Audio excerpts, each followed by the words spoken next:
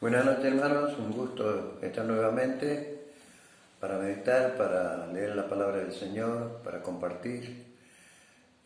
Vamos a pedirle a Dios que nos guíe, que el Espíritu Santo pueda enseñarnos en esta noche alguna cosa que Dios quiera que aprendamos. Vamos a orar. Padre, gracias por este tiempo. Bendice, Señor, la lectura de tu palabra. Señor, lo vamos a hacer en el nombre del Padre, del Hijo y del Espíritu Santo, rogando, Señor, de que tú estés obrando en la vida de cada uno. Gracias, Dios, por este privilegio y por esta oportunidad que tenemos de compartir tu palabra. Vamos a continuar con el tema de lo que Dios hace en la vida de las personas. En este día nos toca meditar o ver a través de la palabra lo que Dios hizo en la vida de Juan. Todos conocemos a Juan, sabemos, a veces algunos confunden entre Juan el Bautista, Juan el apóstol, y bueno, no, vamos a hablar de Juan el apóstol. Hay muchísimo para decir, mucho para hablar. Vamos a tratar de resumir lo máximo posible porque sería muy largo hablar de todo lo que Juan ha escrito. No nos olvidemos que tiene el Evangelio, que fue escrito, uno de los últimos evangelios es el de Juan, y también tiene las cartas apostólicas, la primera, segunda y tercera, y el Apocalipsis. Así que a través de todo lo que Juan ha escrito podemos tener una semblanza de lo que Juan es como persona y cómo llega a ser eso Juan es por la obra de Dios en su vida. Entonces vamos a mirar un poquito de esto de Juan y vamos a empezar quién era Juan y vamos a ver algunas características que identifican a Juan. La primera que podemos encontrar es que Juan fue llamado el discípulo amado. Pedro y muchos de los otros discípulos en distintas partes de la Biblia mencionan al que era amado por el Señor. Vamos a leer un solo versículo para que podamos avanzar. Vamos a Juan 21, vamos a leer del verso 20, dice: volviéndose Pedro vio que le seguía el discípulo a quien amaba Jesús. O sea que iba Pedro con el Señor caminando y se dio vuelta y vio que por atrás venía Juan. Y acá dice: volviéndose Pedro vio que le seguía el discípulo a quien amaba a Jesús, el mismo que en la cena se había recostado al lado de él y le había dicho: Señor, ¿quién es el que te ha de entregar? O sea que los discípulos ya lo identificaban a Juan como el amado del Señor. Y allá en la cena, en la última cena, cuando el Señor les menciona que iba a ser traicionado y todos se preguntaban quién será, dice que Juan estaba recostado en el hombro de Jesús porque se amaban. Y dice que Pedro le hizo una seña como para que le preguntarle quién es.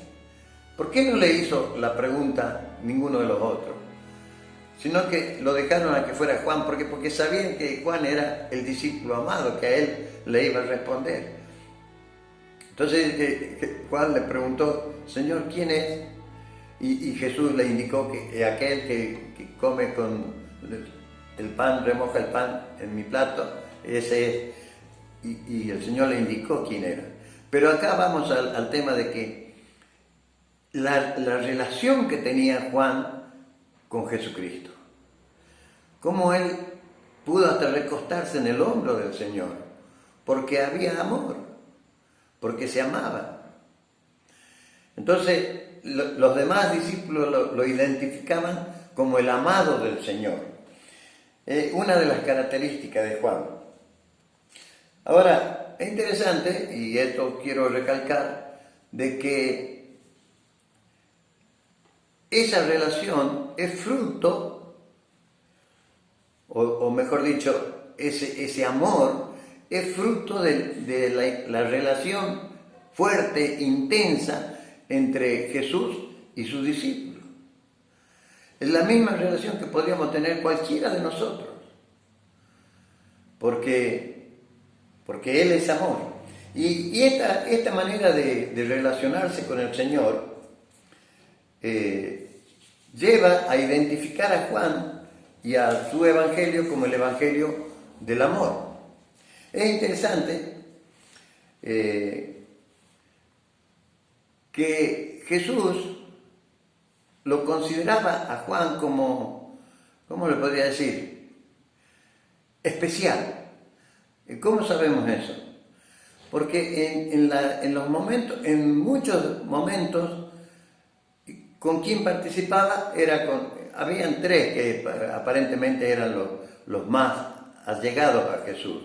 Eran justamente los tres amigos, eran Pedro, Jacobo y Juan, los que se habían criado juntos, los que participaban, habían decidido seguir al Maestro juntos.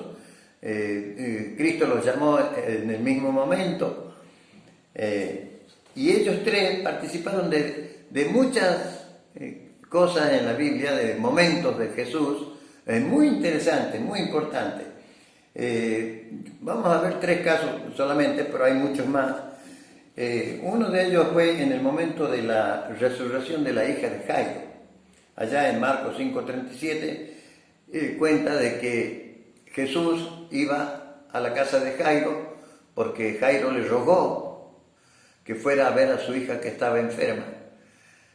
Y dice que había una gran multitud con ellos, estaban todos los discípulos, y cuando iban a la casa de Jairo, cuando iba a entrar a la casa, dice que no permitió que ninguno le siguiera, solamente Pedro, Jacobo y Juan, y los llevó solamente Pedro, Jacobo y Juan para entrar a la casa de Jairo y ver el milagro de la resurrección de la hija de Jairo. O sea, hay momentos especiales de Jesucristo donde solamente le permitió a Pedro, a Jacobo y Juan. O sea que Juan estaba había momentos de cumbre, momentos de milagro, momentos de poder en los que Juan participaba. Uno de esos momentos fue en la casa de Jairo. El otro fue en la transfiguración. En Marcos 9:2 podemos leer, dice, 6 días después Jesús tomó a Pedro, Jacobo y Juan y los llevó aparte solos a un monte alto y se transfiguró delante de ellos. ¡Wow! ¡Qué momento glorioso! ¡Qué momento en que Jesús dice que se transformó, quedó resplandeciente, dice que una blancura espectacular, y juntamente con él aparecieron Moisés y Elías. Tan es así que Pedro dice que todo temeroso, temblando, sin saber los nervios, debe ser en ese momento de poder contemplar ese momento glorioso. Pedro dijo, Señor, ¿quieres que hagamos 3 enramadas una para ti, para Moisés y para...? No entendían bien lo que pasaba, pero era un momento glorioso. Y el otro momento es en el monte en Getsemaní, Mateo 26:37. Después de cenar, dejó instituida la cena, Jesús salió al monte de los olivos y llegando a un lugar que se llama Getsemaní, dejó a sus discípulos, dice que los dejó y les dijo, quédense acá. Dice, esperen hasta que volvamos. Y tomando a Pedro, Jacobo y Juan, se apartó un poco de los demás discípulos con Pedro, con Jacobo y con Juan, y dice que comenzó a entristecerse y angustiarse en gran manera. O sea, de ese momento también tan especial de Jesucristo, también participaron Pedro, Jacobo y Juan. Aquel momento en que en agonía dice que Jesús clamaba al Padre: Padre, si es tu voluntad, pasa de mí esta copa.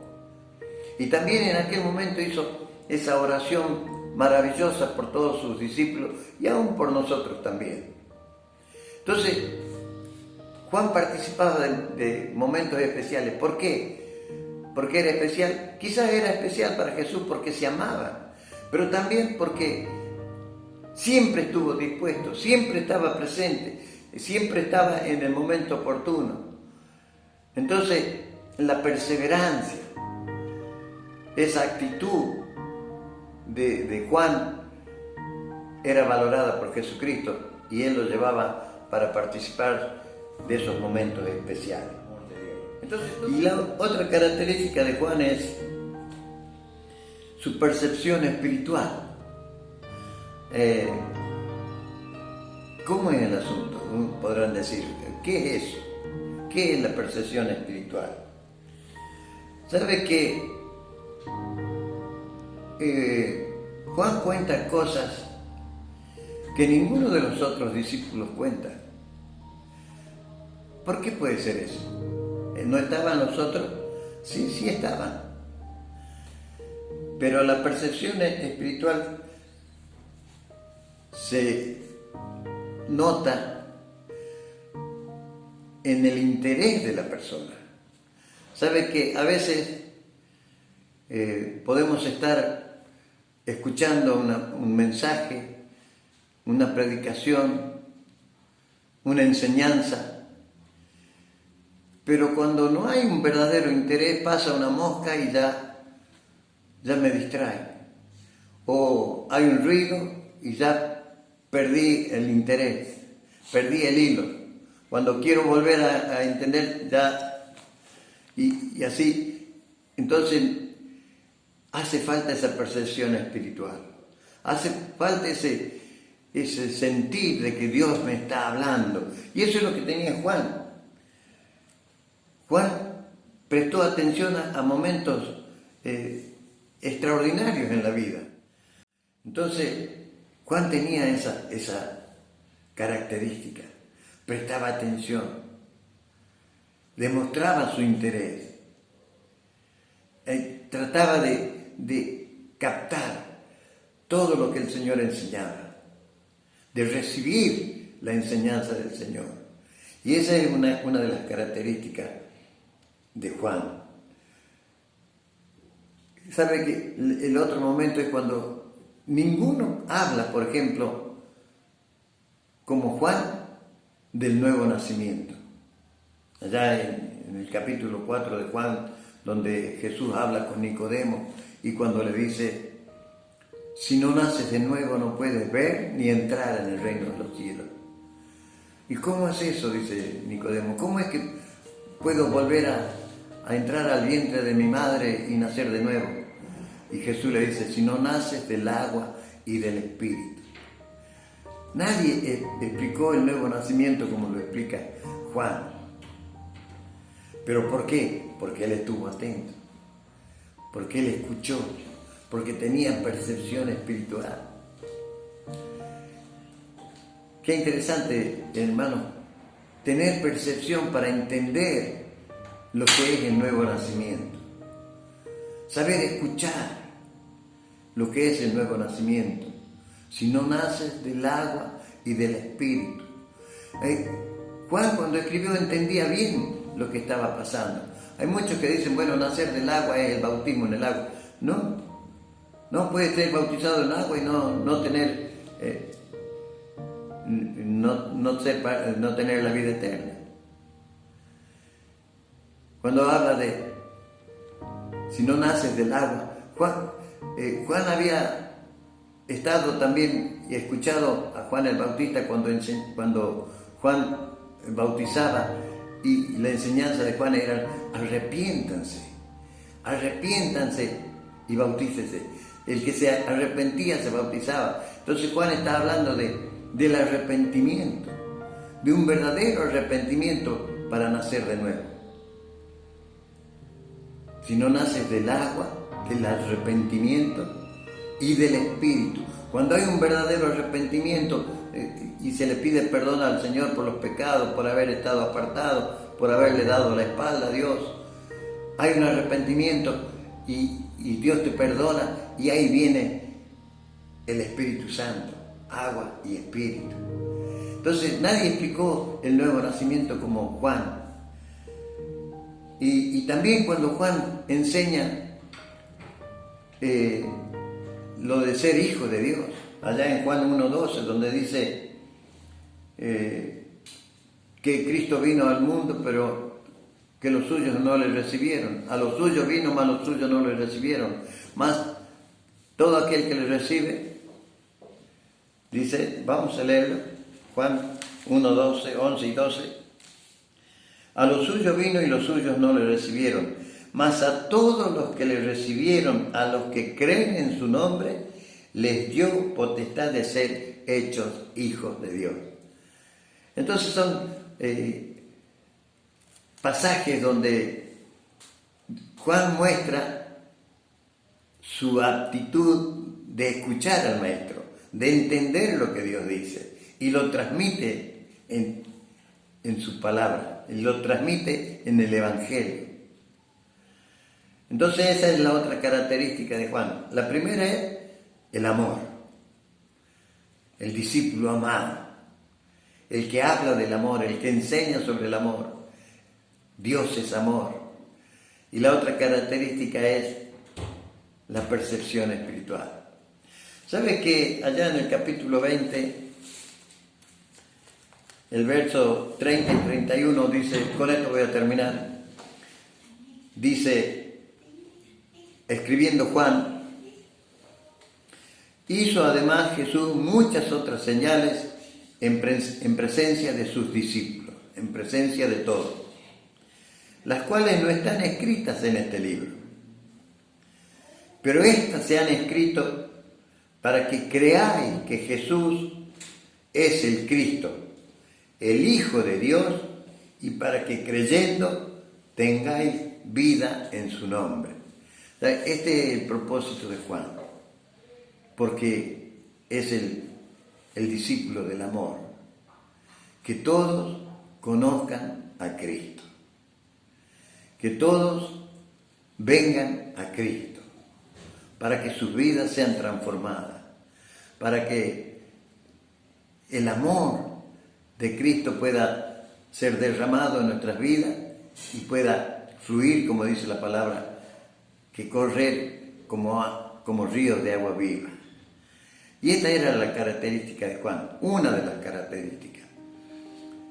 Quiera Dios que esta palabra nos sirva para aprender de Juan, aprender a estar en todos los momentos, a no perdernos nada de lo que Dios hace o dice, a estar atento a su palabra, a estar atento a sus enseñanzas, a gozar del amor de Dios, a sentirnos amados por Dios, porque Dios nos ama, porque Dios ha hecho todo lo que tenía que hacer por amor a cada uno de nosotros. Que Dios bendiga su palabra y que pueda servirnos para crecer, para conocer cada día más a nuestro Señor, al Dios Todopoderoso. Vamos a dar gracias. Padre amado, gracias Señor por tu palabra, gracias por este Evangelio de Juan, por las cartas. Señor, gracias porque a través de estas palabras podemos entender de que realmente tú eres un Dios de amor. Gracias porque nos has amado tanto, Señor, que has enviado a tu Hijo a morir por nosotros. Señor, bendice esta palabra. Bendice, Señor, a cada persona que escucha tu palabra. Padre, que sus oídos puedan ser abiertos y que pueda percibir, Señor, que tú le hablas, Padre. Gracias, Dios, porque tú sigues hablando. Gracias porque tú sigues llamando, Señor, personas para que te sigan a ti, Señor. Padre, bendice tu palabra. Te damos gracias por este tiempo. Bendice a cada oyente, Señor.